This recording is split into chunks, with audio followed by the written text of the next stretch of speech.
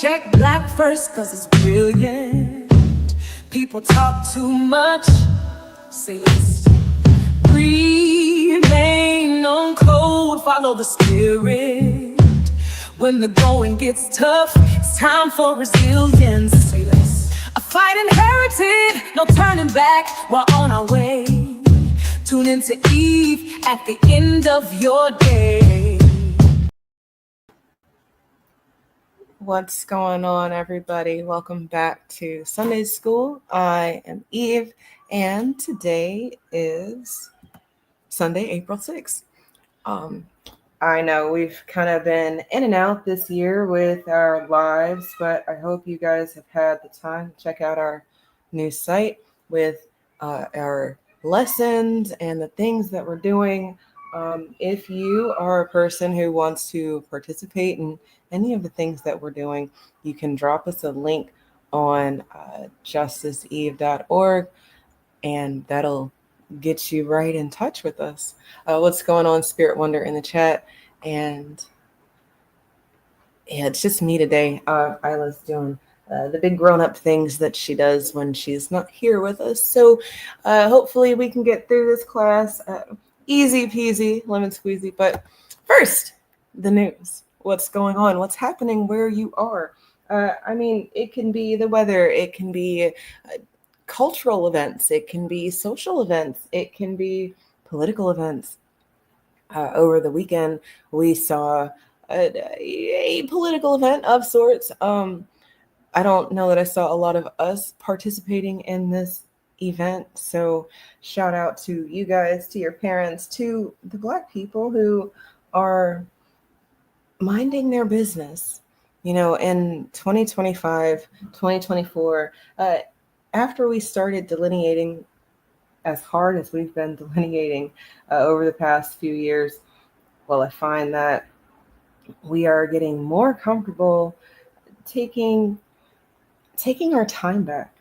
And that's a good place to be. You know, we've always been very loving, very humanitarian, very forgiving, very giving everybody the shirt off of our backs. And then when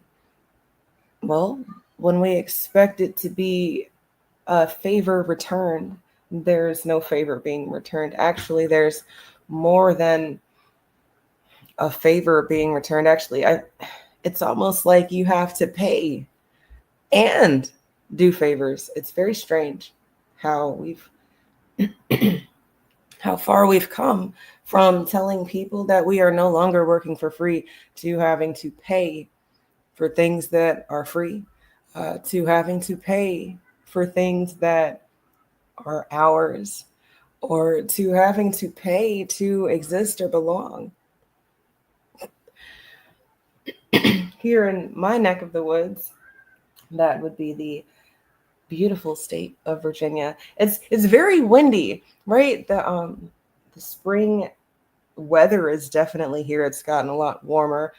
Today it says it's about 85 degrees, and I was out in the garden earlier today. Actually, I think I caught the sunrise for y'all. I wanted to share it with you just in case you wanted to see it. There it is. 6:43 in the morning. We've got the sun trying to peek through. It was trying. You know, we've got people who say that the earth is flat. You guys, we're gonna have to take moments to just reflect and be with nature sometimes, just to make things make sense. That was the sunrise here, and like I said, it's been very windy. So we've been flying kites. Do you guys fly kites? Do you know what a kite is? There's so many things from when I was little, from when your parents were little midgets out here roaming about, getting into trouble or not getting into trouble and finding things to do. You guys don't actually have that problem, because not only have you've been inundated with all sorts of devices and attention seeking things, but people don't really want to go outside anymore. There's pollen in the air, there's people with germs, there's people like First to Let a Rhyme Flow out there wanting to disrupt the vibes. I get it. We want to kind of maintain our sanity and stay inside the comfort of our homes. But outside of the four walls that you call home, maybe you can find the time to go outside and be with nature, and well, maybe you learn to fly a kite. Today, I wanted to, I guess, start with some kite flying. Let's see if I can get it on your screen. Might not be able to get it on your screen as fast as I thought I could, but here we go.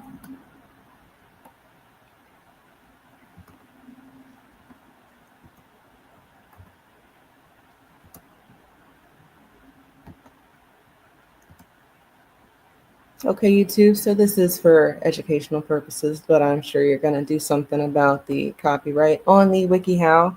But to make a kite, first you'll need 2 wooden dowels that are less than 2 inches, 5 centimeters in diameter, and about 40 inches, 100 centimeters long. Cut one of the dowels so it's about 6 inches, 15 centimeters shorter than the other one.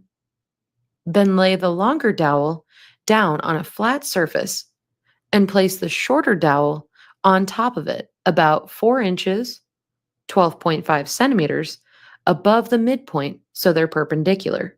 Wrap string around the point where the 2 dowels meet and use hot glue to cover the string and seal the 2 dowels together.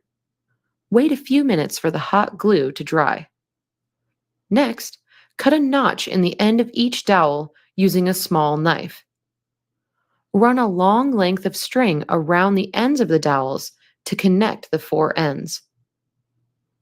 Use the notches you cut to keep the string in place. Pull the string so it's taut, then tie the 2 ends into a knot. Cut off the excess string with scissors. Now lay your frame on top of a garbage bag or sheet of thin plastic and outline the frame with a marker. Set the frame aside and cut around the outline you drew, adding 2 inches, 5 centimeters, to each side as you cut. Then lay the frame on top of the sheet you've cut and line the inside of each dowel with hot glue. Fold the excess plastic over the dowel and press it into the hot glue. Next, tie a piece of string to the end of one of the dowels. Run the other end of the string to the opposite end of the dowel and tie it there. Repeat this process with the other dowel and a second piece of string. Finally, tie the 2 lengths of string to a third piece of string at the junction where the 2 strings meet to make your brindle and line. Snap your W-2 and file your taxes 100% free. Plus, get your biggest refund. File.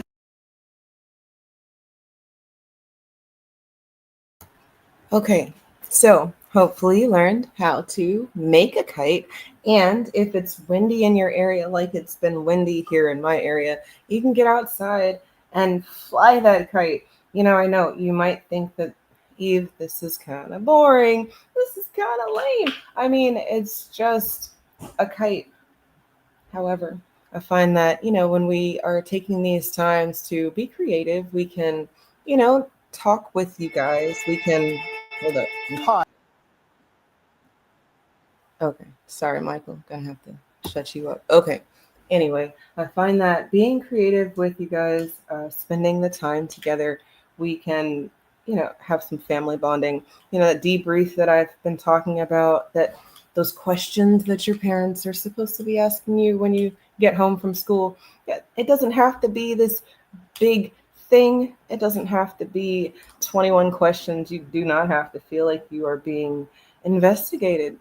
But we are investigating. We need to know what's going on when you're not around us. And sometimes, well, I think a relaxing environment like flying a kite could be the icebreaker that you needed to get some of those conversations going. So hopefully you do something like that.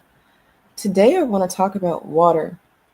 Um, I don't think any of us are old enough, even if you are a parent of one of the minis in class, I don't think any of us are old enough to recall the time when water was free.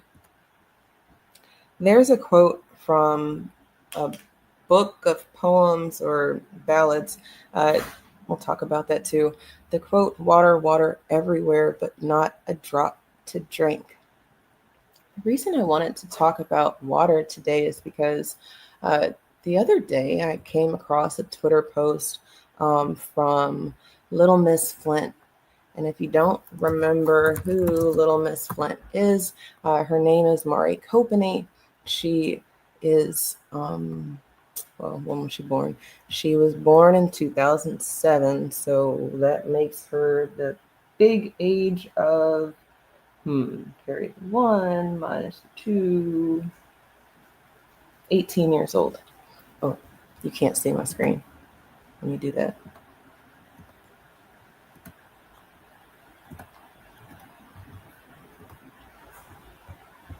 There she is. Okay, so there's Maury. Came across a Twitter post from her, and people were they were disparaging her. They were calling her mean names. They were saying mean things, and well, she's only 18, so it's not like she's had this big online presence on her own for a long time, but she is an adult now, and I guess people just don't know how to, I guess, keep their opinions to themselves.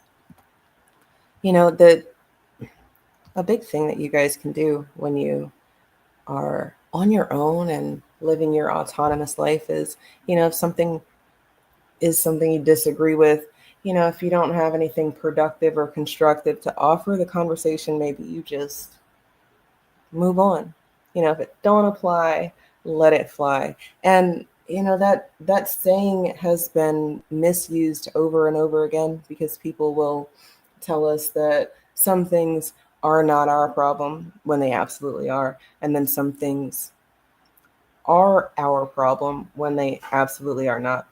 Like I told you earlier, there was a political display of sorts this weekend, and Black America, especially foundational Black America, we didn't participate.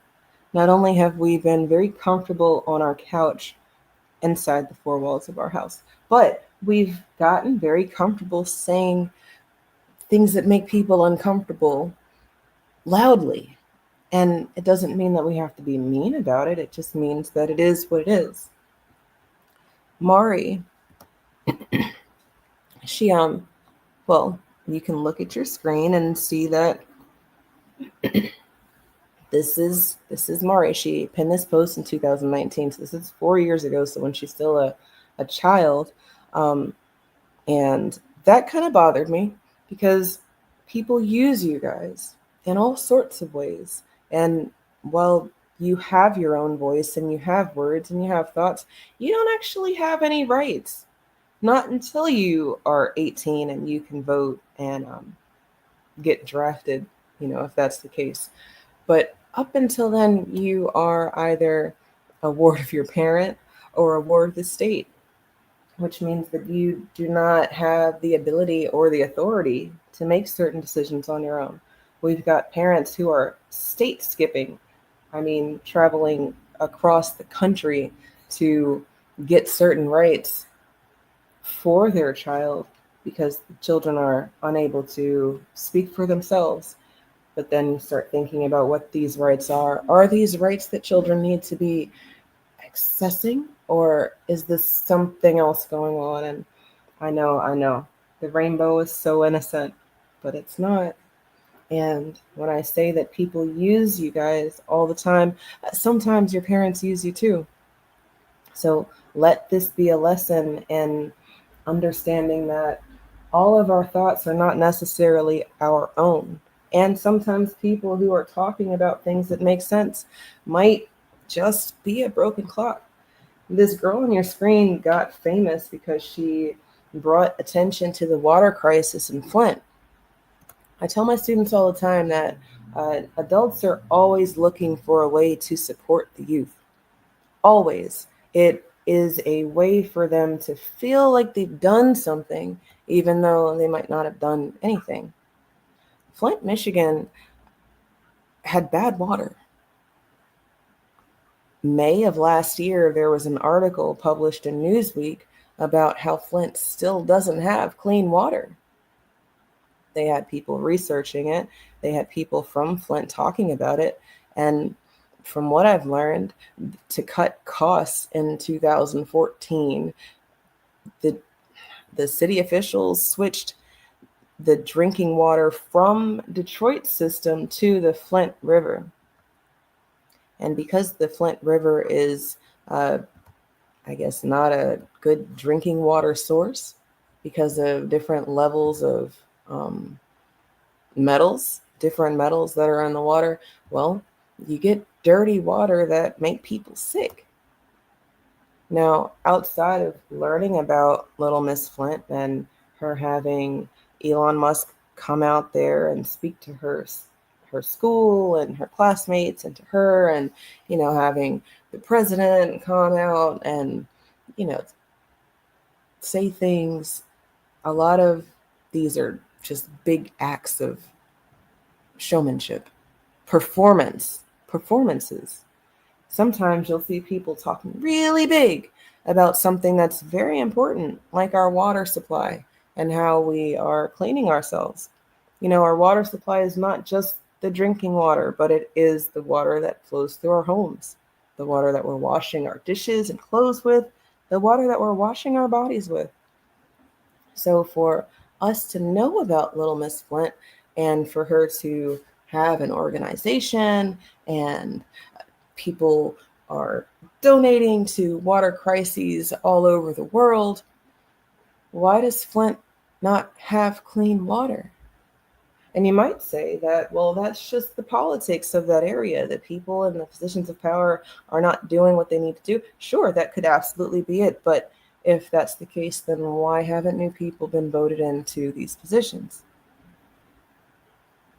I get it. You got people like First to Let a Rhyme Flow in the chat who would tell you that, well, you FBAs don't even vote, so how can you have something to say? And I would say, yeah, that's a pretty strong argument when, well, I guess when the odds are not in our favor.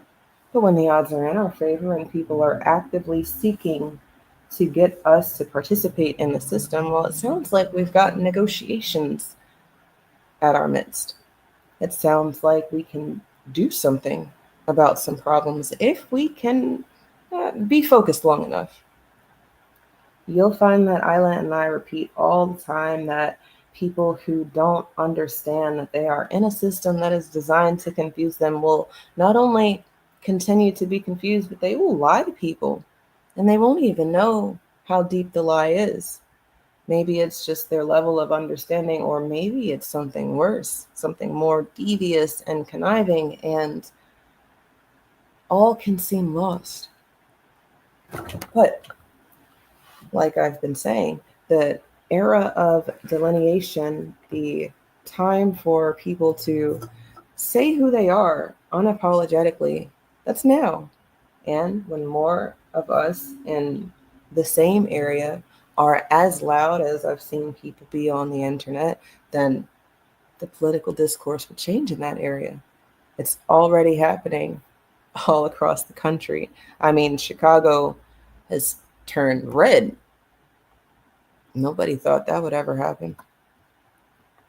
The two people on your screen, look, they've got the same name, but they're not the same person. So I gave you the quote about water being everywhere because it is a quote from the white guy on your screen. His name is Samuel Taylor Coleridge. The black guy on your screen, his name is also Samuel, but his middle and last name flipped, Samuel Coleridge Taylor. They're born about 100 years apart.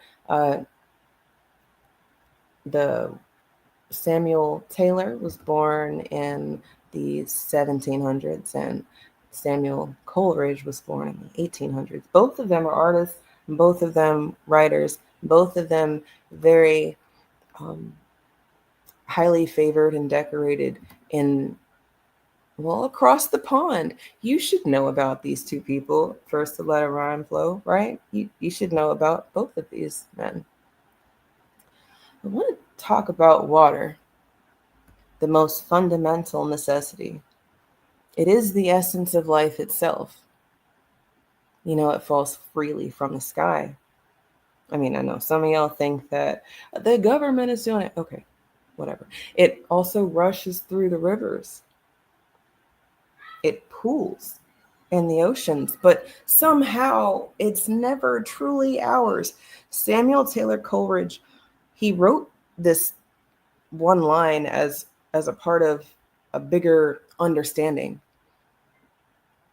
And a lot of times you'll find that there's going to be art that we reference where they're talking about being on a ship and killing a bird. And yeah, that's the surface of this ballad. But when you look at who Samuel Coleridge was and how he thought about things, well, you find that when he was born and when he's writing these things, all of these things, they matter. He is existing at a time when the transatlantic slave trade was doing its thing. He's also existing at a time where he and other artists in that area are saying, no, we can't do this. He's writing and he's being an abolitionist and he's speaking up and he's being a resistor. Right? You guys see that. You're familiar with that. Lots of times the people speaking out against injustice are normally people who can't really do anything except they move people. From music to visual art, from movies to documentaries. You've got people who aren't really doing anything, doing all sorts of things. His ballad about water being everywhere, but not actually being his. I find that that is maybe a story that some people could resonate with. You know, at a time when people didn't want to do any work and they were exploiting other people to do work, maybe there is abundance everywhere, but it's not yours, not yet, not until you can do something about it. In 2025, we pay for water, the most fundamental necessity, the one thing that your body cannot live without. You can live without food for days, weeks even, but water, you need water. As soon as we get competitive, the rug is pulled from up under us. As soon as we don't need anything, well, now you find that there's all sorts of obstacles that would say that, no, actually you do need stuff. Truth. The truth is that America is a country that doesn't want us to realize that everything that we've been working towards is to our detriment. The truth is that water, as abundant as it is, as free flowing as it is, it might be corrupted already. Depending on where you are, you might not be able to turn on your water and drink from the tap. I don't think that, all of you woke people out here are just drinking out the tap anyway, but you are using that water to bathe yourself, wash your dishes and your clothes. We used to rely on the natural resources that are in our area. And then you have things like rezoning, redistricting, redlining, and just forcible removals. You'll hear people telling you to remember the punch bowl. You'll hear people telling you, remember Fort Pillow. Oh no, maybe you don't remember Fort Pillow. Some of these instances where people have had to use it as a battle cry, it's almost remnant of a hashtag. We've got people who are not here anymore. Hashtags. A traumatic situation that could have been avoided if things made sense. If things were balanced. But we don't exist inside of a balanced time. So, what do we do? I guess you could just let things go the way that you want them to go and just hope for the best. You can pray and wish and know that your genetics allow you to be here, or you can do something about the situation. Maybe you push events. Maybe you make things happen faster. Maybe you be like Mari. Because, like I said, people are always looking for a youth to support. When you guys say that something matters to you, people feel that because you should be living your lives as children, having fun under the sun, being able to play at the playground, being able to fly your kites. But in America, some of you don't have clean water. And why is that your existence? We're not a third world country. We are not a shithole. But still, some things look like war torn. And when I think about where we are and when we are, well, yeah, we are existing in a time of war. Some people have not woken up to the fact that they're inside of a burning house. So that's why it's important to never forget how one of our great ancestors, Dr. Martin Luther King Jr., how he had this realization before he was assassinated. When we remember people's stories, we don't have to repeat it. We can learn from it. But you do have to take a pause so that you can pay attention to these things. This week, I encourage you, get outside. Even if you don't fly your kite. Take a moment to pause with each other and nature. Reflect on your surroundings and know that this is your land where you're supposed to be. Maybe you have some thoughts and you'll share them with me for next time. As y'all know, Sunday school is not church, but it can be like church because we do not want you to be in belly of the beast without the proper armor. So if you ever need me or Isla, you can reach us on the email that's on your screen. You probably can't see it, but it is fbasundayschool@gmail.com. Until next time, probably in the next 2 weeks, we will see you later. Have a great Sunday. Just eat. Just eat.